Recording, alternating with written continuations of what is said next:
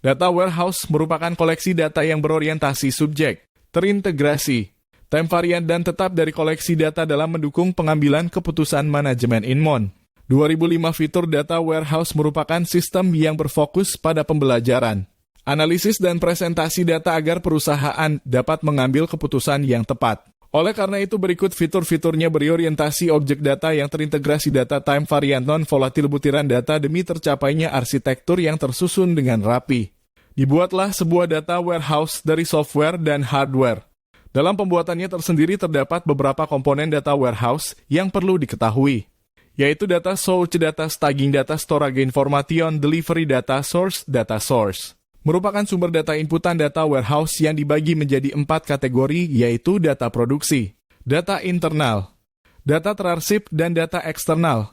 Data produksi berasal dari berbagai macam sistem operasi perusahaan yang berbeda-beda yang berdasarkan kebutuhan data warehouse. Segmen data yang terpilih berasal dari berbagai macam sistem operasional. Data internal adalah data yang berasal dari data pribadi pengguna, profil konsumen, dan data departemen. Data yang seperti ini tidak dapat diabaikan karena dapat sangat berguna di data warehouse. Data terarsip berasal dari data lama yang sebelumnya telah tercatat lalu dikumpulkan secara periodik. Data lawas seperti ini dapat berguna untuk analisis. Data eksternal adalah data yang didapatkan dari sumber luar perusahaan seperti data statistik yang berguna untuk mengatasi keterbatasan data internal milik perusahaan.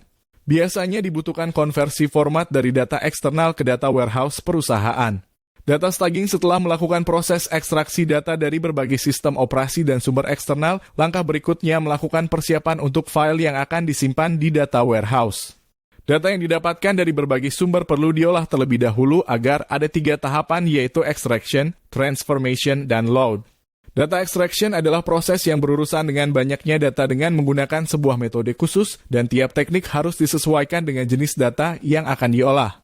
Data transformation adalah proses mentransformasi banyak data agar dapat diolah dengan baik seperti data yang hilang, duplikat, bahkan menghapus data yang tidak relevan.